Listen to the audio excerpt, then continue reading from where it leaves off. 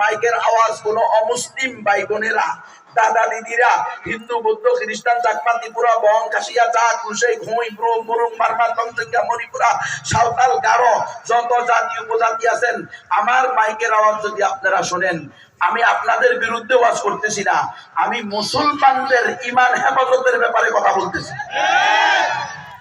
আপনারা আপনাদের ধর্ম পালন করবেন, আপনাদের আদর্শ মতবাদ আপনারা পালন করবেন, সেটা একান্তই আপনাদের ব্যক্তিগত ব্যাপার।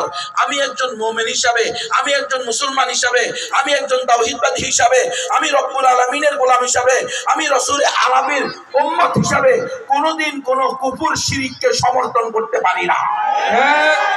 এতে আমি এমপি হইতে পারি আর না পারি, মন্ত্রী হইতে পারি আর না পারি, আমার দল ক্ষমতায় যাক বা না যাক, আমি আল্লাহর সাথে শিরককে সমর্থন করব না, করতে পারি না। কারণ ক্ষমতা আগে না, ঈমান আগে।